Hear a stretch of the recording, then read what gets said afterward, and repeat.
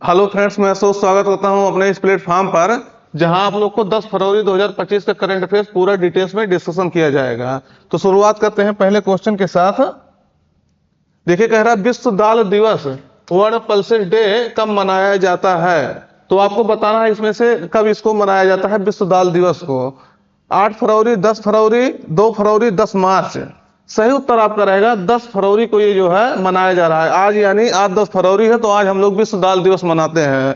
अभी इसके बारे में पूरा डिटेल्स आपको बता देते हैं। एक क्वेश्चन इसी से संबंधित और है, इसको भी देख लीजिएगा। कह रहा निम्न में से कौन सा कथन सही है। तो आपको बताना है इसमें से कौन सा कथन सही है। पहला कह रहा है विश्व दाल दिवस वर्ल्ड पल्स डे 10 फरवरी को मनाया जाता है। तो ये तो आपको हम पहले ही मतलब बता दिए, तो ये तो आपको सही हो जाएगा। अब इसमें दोनों से में से आपको छांटना है। कह रहा है कि दूसरा है यह दिवस 2019 से प्रतिवर्ष मनाया जाता है। फिर अगला कह रहा है भारत विश्व में दलहन का सबसे बड़ा उत्पादक, प्रोड्यूसर और आयातक, इंपोर्टर है। अब इसको दोनों क्वेश्चन में से आपको बताना, मतलब तीनों में से बताना कौन सही है। तो आप बताइए कौन सा इसमें से सही है। पहला तो हम आपको बता दें कि हाँ 10 फरवरी को विश्व दाल दिवस मनाया जाता है। फिर एक कह रहा 2019 से ये है प्रतिवर्ष मनाया जाता है विश्व दाल दिवस। तो ये बात भी आपका जो है सही है कि विश्व दाल दिवस 2019 से प्रतिवर्ष मनाया जाता है। विश्व स्वास्थ्य फूड एंड एग्रीकल्चर ऑर्गेनाइजेशन है, उसके द्वारा ये मनाया जाता है। ये भी बात सही है कि विश्व में भारत जो है दलहन का सबसे बड़ा उत्पादक है, प्रोड्यूसर है। लेकिन ये बात भी सही है कि भारत सबसे बड़ा आयातक भी है। भारत जो है, अभी आपको लगेगा देखने में कि दलहन का सबसे बड़ा अगर उत्पादक है तो इंपोर्टर भी, आयातक भी कैसे सबसे बड़ा हो गया। तो निश्चित रूप से ये बात सही है, क्योंकि भारत में दाल का खपत भी पूरे विश्व में सबसे ज्यादा है। तो इसलिए जो है इंपोर्ट करना पड़ता है बहुत ज्यादा। आप देखते हो कि दाल कितना महंगा है, इसी कारण से। यही है कि भारत में खपत बहुत ज्यादा है, इसके कारण से दाल बहुत महंगा है। यानी आप देखेंगे जस्ट ऑन में, तो आपका तीनों विकल्प सही हो जाएगा। तो ध्यान रखना, ये आपका ये क्वेश्चन जो है पूछा जा सकता है। ये क्वेश्चन आपका पूछा जा चुका है कि दलहन का सबसे बड़ा आयातक देश कौन है। तो ध्यान, ये इसको आपको याद रखना है। देखिएगा इसके बारे में पूरी डिटेल्स। विश्व दाल दिवस यानी पल्सेस डे कब मनाया जा रहा है, 10 फरवरी को मनाया जा रहा है। यह दिवस जो संयुक्त राष्ट्र महासभा द्वारा 2019 से मनाने की घोषणा की गई थी, तब से यह मनाया जा रहा है। और कौन मनाता है? फूड एंड एग्रीकल्चर ऑर्गेनाइजेशन है, जिसे खाद्य एवं कृषि संगठन कहते हैं, इसके द्वारा ये मनाया जाता है। उद्देश्य यही है, आपको उद्देश्य पता ही हमको लग रहा है कि होना चाहिए कि दाल दिवस मनाया जा रहा है, तो किसके लिए मनाया जा रहा है। तो दालों के पोषण और पर्यावरणीय फायदों के बारे में लोगों को जागरूक करने के लिए यह दिवस मनाया जाता है। आप देखते होंगे दलहन की फसल करने से जो है मिट्टी की उर्वरता बढ़ती है। उसमें जो है नाइट्रोजन डालने की आवश्यकता नहीं होती है दलहन वाली फसलों में। ये बात आप शायद साइंस में पढ़े होंगे जरूर। तो ये पर्यावरणीय जो है फायदों के लिए भी ये महत्वपूर्ण होता है दलहन। अब की वर्ष 2025 का थीम है pulse bringing diversity to agri food system, यानी दालें जो है कृषि खाद्य प्रणालियों में विविधता लाना। तो इस थीम के तहत इसको मनाया जा रहा है। ये आपको ये भी ध्यान रखना है। देखिएगा ये कह रहा है ना, कृषि खाद्य प्रणालियों में विविधता लाना। जैसे डाइवर्सिफाई, आप विविध प्रकार की फसलों करेंगे तो मिट्टी की उर्वरता उससे जो है बढ़ती है। तो ये इसलिए मनाया जाता है। अंतरराष्ट्रीय दलहन वर्ष जो है 2016 में मनाया गया था। ये भी आपको एक बार थोड़ा सा ध्यान रखना है, क्योंकि जो है कई बार ऐसे क्वेश्चन पूछा जाता है कि ये वर्ष जो है, जैसे 4-5 वर्ष दे दिया। जैसे पिछली वर्ष 2023 में जो है खाद्यान्न वर्ष, विश्व खाद्यान्न वर्ष मनाया गया था। उसी प्रकार से अंतरराष्ट्रीय दलहन वर्ष मनाया गया था 2016 में। तो 3-4 वर्ष दे दिएगा, उसके बाद मिलाने पूछ लेगा कि कब जो है कौन सा वर्ष मनाया गया था। तो ये आपको ध्यान रखना है। ये देखिएगा, आप इसके बारे में कुछ बेसिक बातें देख लीजिएगा जो ज्योग्राफी के अंतर्गत आप पढ़ते होंगे शायद। तो ये जो है इससे क्वेश्चन पूछने की बहुत ज्यादा संभावना है। कह रहा शीर्ष जो है दलहन उत्पादक देश देखेंगे, प्रोड्यूसर कंट्रीज। तो भारत जो है विश्व में लगभग 25% दलहन का जो है उत्पादन करता है। पूरे विश्व में अगर 100 किलो दलहन हो रहा है तो 25 किलो कौन कर रहा है? भारत कर रहा है। और चीन उसके बाद आता है, ऑस्ट्रेलिया भी उस तीसरे नंबर पे आता है। तो ये आपको ध्यान रखना, लगभग 25% पूरे विश्व का उत्पादक कौन करता है? भारत करता है। शीर्ष दलहन उत्पादक राज्य देखेंगे तो मध्य प्रदेश में सबसे ज्यादा दलहन का उत्पादन होता है। महाराष्ट्र दूसरे स्थान पे, राजस्थान तीसरे स्थान पे, उत्तर प्रदेश और कर्नाटक जो है अगले स्थान पे है। इसके बाद मतलब चौथे स्थान पे उत्तर प्रदेश, पांचवें पे कर्नाटक है। ये आपको डाटा याद रखना है, ये आपसे डायरेक्ट पूछा जाता है और पूछा जा चुका है ये क्वेश्चन है, तो ध्यान रखना है इसको। देखेंगे ये डाटा हम आपको बताए ना, भारत विश्व में दलहन का सबसे बड़ा उत्पादक है, जो लगभग 25% जो है उत्पादन करता है और 27% उपभोग करता है। 25% पूरे विश्व का उत्पादन कर रहा है और 27% जो है उपभोग कर रहा है। तो निश्चित रूप से आप इससे डाटा से देख लीजिए, अगर उपभोग ज्यादा कर रहा है तो इसको आयात ही करना पड़ेगा। वही बात हम आपको पहले क्वेश्चन में भी बताएं, आयातक देखिए कि 14% जो है विश्व का आयात करता है। जितना दलहन का आयात होता है 14% भारत द्वारा किया जाता है, तो ध्यान रखना है। अगला दिवस देखिएगा, राष्ट्रीय कृमि मुक्ति दिवस, जिसे कहते हैं नेशनल डीवार्मिंग डे, कब मनाया जाता है? तो आपको बताना है राष्ट्रीय कृमि मुक्ति दिवस कब मनाया जाता है। विकल्प में है 9 फरवरी, 10 फरवरी, 6 फरवरी, 10 मार्च। सही उत्तर आपका रहेगा 10 फरवरी को यह दिवस मनाया जा रहा है। यानी विश्व दलहन दिवस और राष्ट्रीय कृमि मुक्ति दिवस दोनों एक ही दिन मनाया जाता है, 10 फरवरी को मनाया जाता है, तो याद रखना। इसके बारे में और डिटेल्स देखिएगा। नेशनल डीवार्मिंग डे 10 फरवरी को मनाया जाता है। यह दिवस जो है बच्चों को मिट्टी से फैलने वाली जो है कृमि से बचाव के लिए मनाया जाता है। आप देखते होंगे बच्चे जो है मिट्टी से कितना प्रेम करते हैं, थोड़ा सा भी उनको मौका मिल जाता है तो मिट्टी को खाना शुरू कर देते हैं अगर वो मिट्टी में गए हैं। तो इसके कारण से जो होता है मिट्टी से कई सारे जो है कृमि फैलते हैं, रोगाणु फैलते हैं, तो उससे फैलाव से बचाने के लिए इसको ये दिवस मनाया जाता है। और इसी दिन जो है बच्चों को कृमि मुक्ति दवा जो है दी जाती है। स्कूलों में जो है वो किया जाता है और कृमि मुक्ति दवा बच्चों को दी जाती है। आप देखे होंगे कई सारे बच्चों को जो मिट्टी ज्यादा खाते हैं उनके पेट में जो है कीड़े पड़ जाते हैं, तो ध्यान रखना 10 फरवरी को मनाया जाता है। ये देखिएगा। अगला क्वेश्चन देखिएगा, किसके द्वारा लिखित या संकलित पुस्तक है आई एम? इसका जो है उपराष्ट्रपति जगदीप धनखड़ द्वारा उद्घाटन या विमोचन किया गया। सॉरी, उद्घाटन नहीं, किताब का जो है विमोचन किया जाता है। तो ये किसके द्वारा लिखित पुस्तक है आई एम? तो विकल्प में अरुंधति राय, गोपीचंद पी हिंदुजा, मनमोहन यादव, प्रवेश वर्मा। तो सही उत्तर आपका रहेगा गोपीचंद पी हिंदुजा द्वारा ये बुक जो है लिखी गई है या संकलित की गई है, जिसको उपराष्ट्रपति द्वारा जो है विमोचन किया गया है। तो देखिएगा गोपीचंद पी हिंदुजा इसकी बुक संकलित किए हैं। उपराष्ट्रपति कॉन्क्लेव में जो है एक भव्य समारोह में उपराष्ट्रपति जगदीप धनखड़ ने प्रसिद्ध व्यवसायी और हिंदुजा समूह के अध्यक्ष हैं गोपीचंद पी हिंदुजा द्वारा जो है संकलित पुस्तक आई एम का जो है विमोचन किया है। तो ये आपको ध्यान रखना, ये व्यवसायी भी है और जो हिंदुजा समूह है उसके अध्यक्ष भी हैं। कौन है? गोपीचंद पी हिंदुजा। तो इनके द्वारा लिखी गई है पुस्तक, इसको इन्होंने जो है विमोचन किया। ये देखिएगा इमेज, तो ध्यान रखना है। अगला है देखिएगा 15वां द्विवार्षिक एरो इंडिया इंटरनेशनल समारोह का जो है आयोजन कहाँ किया जा रहा है?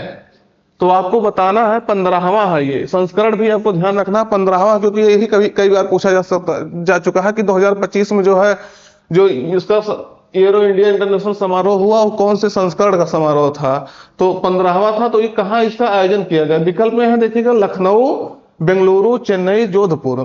सही उत्तर आपका रहेगा बेंगलुरु, कर्नाटक के बेंगलुरु में जो है इसका उद्घाटन किया गया, आयोजन किया गया। तो देख लीजिएगा 15वां द्विवार्षिक एरो इंडिया इंटरनेशनल सेमिनार है 8 फरवरी 2025 से जो है 25 को कर्नाटक के बेंगलुरु में शुरू हुआ और 2 दिवसीय समारोह था, यानी 10 तक ये चला था। सेमिनार का आयोजन जो है एरोनॉटिकल सोसाइटी ऑफ इंडिया के सहयोग से रक्षा अनुसंधान और विकास संगठन यानी डीआरडीओ के centre for military airworthiness and certification द्वारा जो है एरो इंडिया 2025 की प्रस्तावना के रूप में जो है किया गया है। देखिएगा यही जो है एरो इंडिया का भी आयोजन होगा। अब देखिएगा एरो इंडिया 2025 बेंगलुरु में आज से शुरू हो रहा है, 10 से 14 फरवरी 2025 तक जो है चलेगा। ये ध्यान रखना है, ये भी आपसे पूछा जा सकता है। दोनों समारोह मतलब इसी के एवज में हो रहे हैं। तो एरो इंडिया 2025 बेंगलुरु में हो रहा है, आज से शुरू हो रहा है 10 से और 14 फरवरी तक चलेगा। तो ध्यान रखना है। देखिएगा यहाँ क्या होता है, इंटरनेशनल लेवल पर जो है एयर शो होता है और वहाँ जो है अपने देश का जो है एयर से संबंधित जितने भी इक्विपमेंट होते हैं उसका प्रदर्शन किया जाता है। थीम क्या है? Futuristic aerospace technologies, design validation में चुनौतियां। इस थीम के तहत इसका आयोजन किया जा रहा है। तो यह सेमिनार जो है एरोस्पेस और रक्षा प्रौद्योगिकियों के भविष्य को जो है आगे बढ़ाने, उस सहयोगात्मक अनुसंधान करने के लिए, रिसर्च करने के लिए के अवसरों का पता लगाने और रणनीतिक साझेदारी बनाने के लिए मंच प्रदान करता है। ये देखिएगा हो रहा है एरो इंडिया 2025 15 बाई एनुअल। ये आपको ये भी ध्यान रखना है, ये द्विवार्षिक होता है। ये चीजें आपको यहाँ हम शायद उतना ध्यान देके नहीं बताए हैं, लेकिन यहाँ ये आपको याद रखना है कि ये द्विवार्षिक सम्मेलन होता है। इसका थीम आपको हम बता दिए, 8 से 9 फरवरी तक इसका आयोजन हुआ था बेंगलुरु में, और एरो इंडिया का आज से जो है सम्मेलन शुरू हुआ है। अगला है देखिएगा, वित्तीय सेवा कंपनी है बीकॉन या बीकन जो भी कह लीजिए, ने किस बैंक के सहयोग से, और कनाडा में, ये आपको ध्यान रखना, कनाडा में भारतीय अप्रवासियों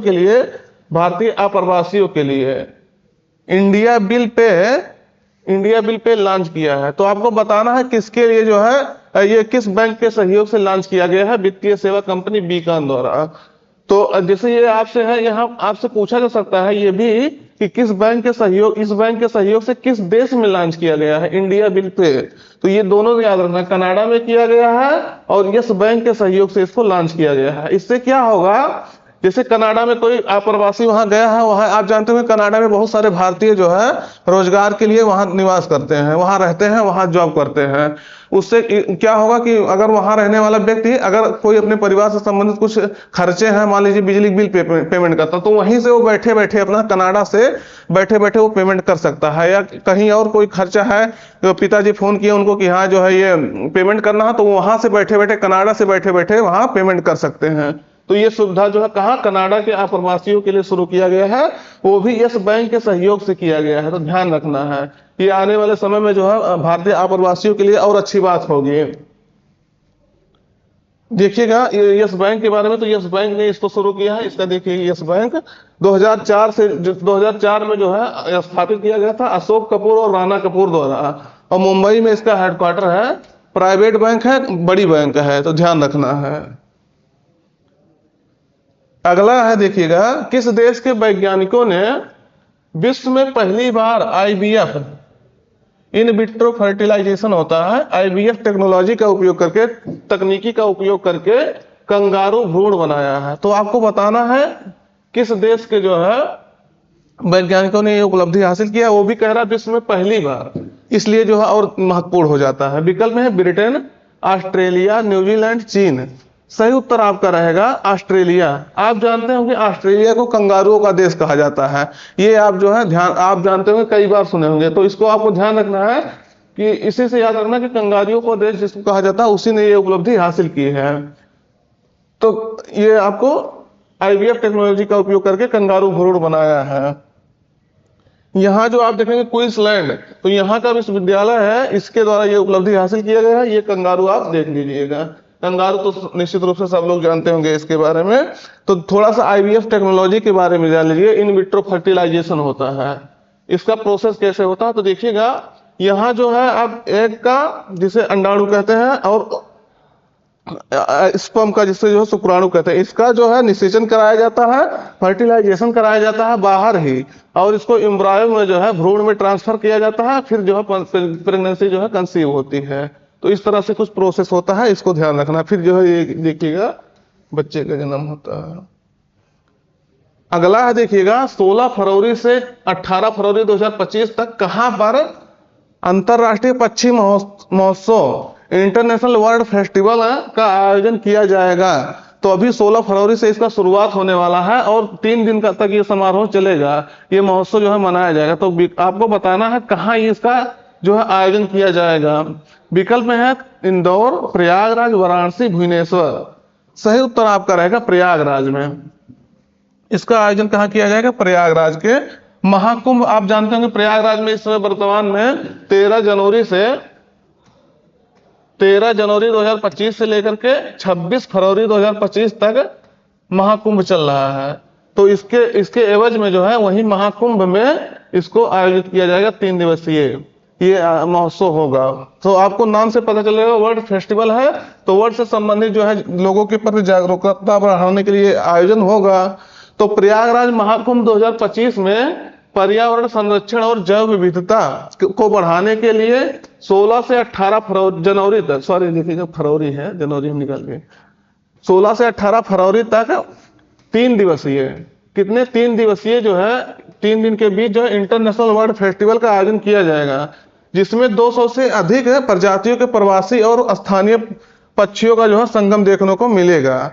उद्देश्य यही होगा युवाओं, पर्यावरण प्रेमियों और श्रद्धालुओं को जो है पक्षियों के संरक्षण और उनके प्राकृतिक आवास की सुरक्षा के प्रति जो है प्रेरित करना।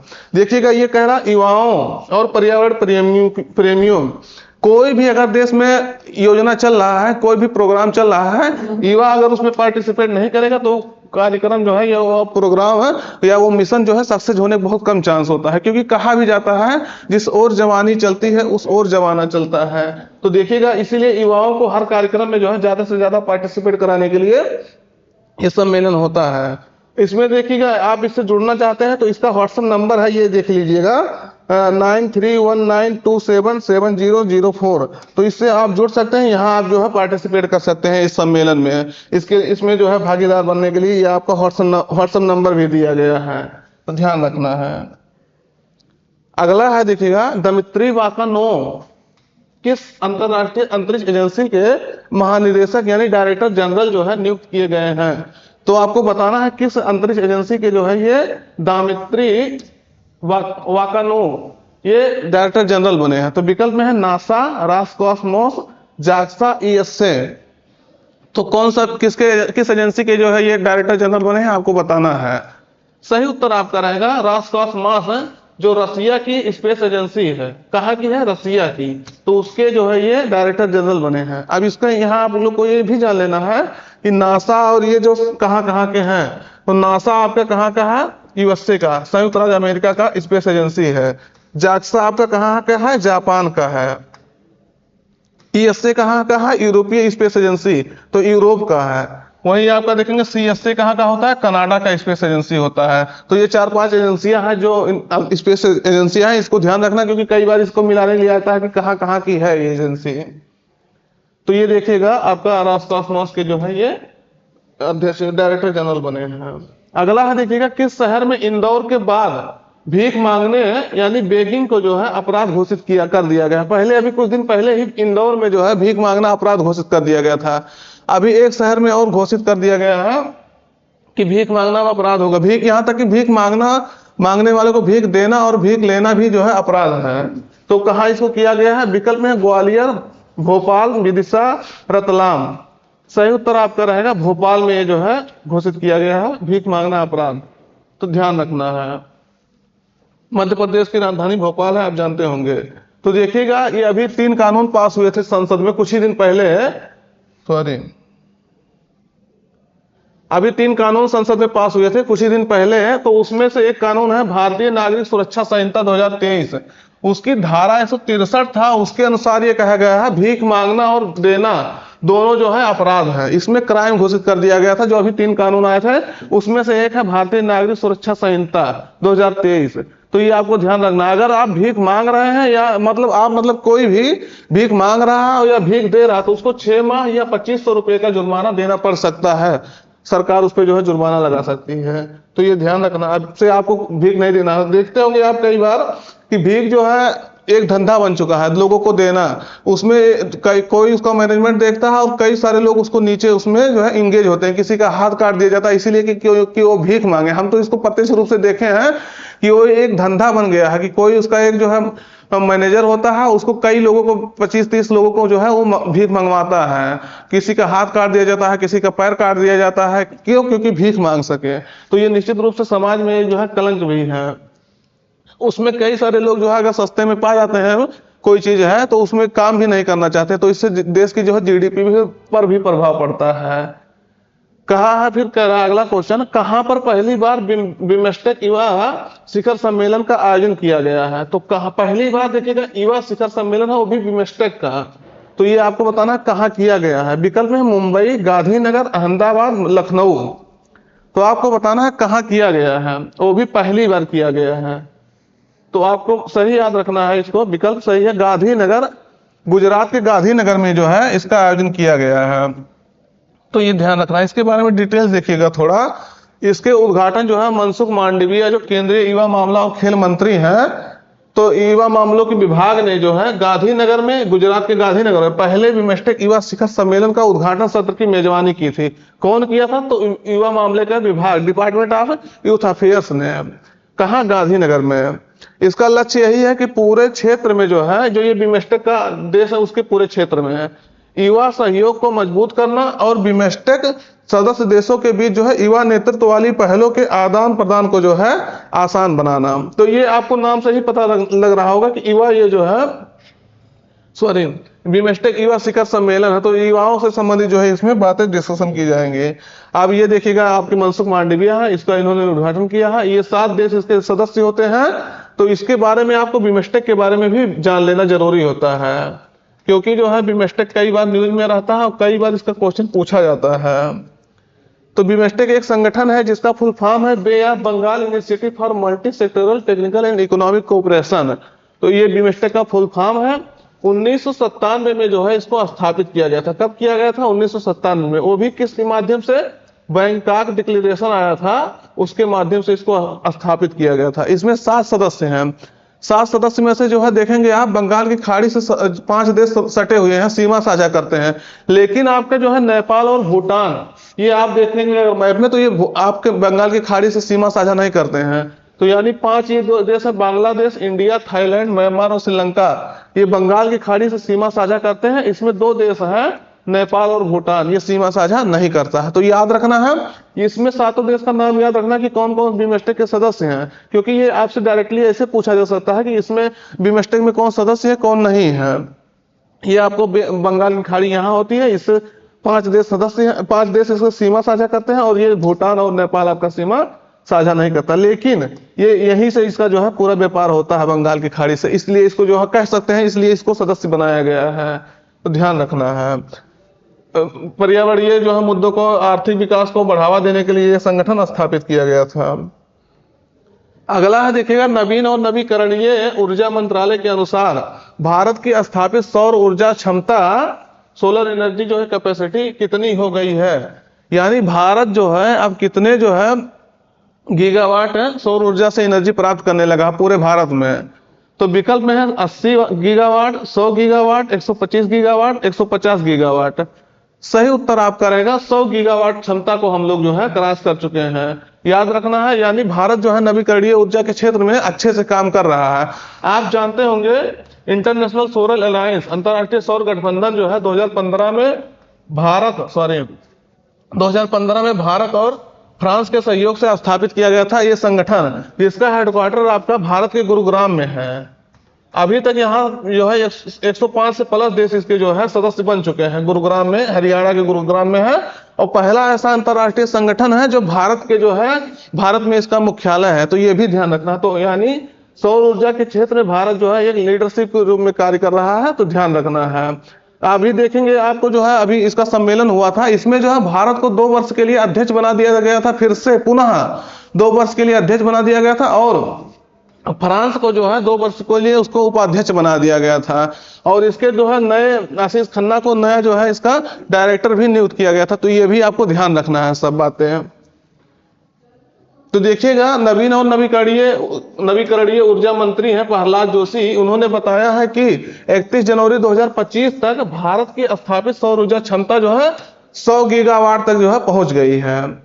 और ये भारत लक्ष्य भी रखा है कि 2030 तक जो हम रिन्यूएबल एनर्जी यानी नवीकरणीय अच्छे ऊर्जा से जो है 500 गीगावाट ऊर्जा का हम लोग विकास करेंगे, उससे जो है ऊर्जा प्राप्त करेंगे। कितना? 500 गीगावाट। कम ऊर्जा नहीं होता है रिन्यूएबल एनर्जी से। यानी हम लोग अब धीरे धीरे जो है, जो पारंपरिक ऊर्जा यूज करते थे जिससे CO2 वगैरह बहुत ज्यादा उत्सर्जित होता था, अब हम लोग धीरे धीरे ट्रांसफर हो रहे हैं। कब तक? किस पर? रिन्यूएबल एनर्जी पर, अच्छे ऊर्जा पर।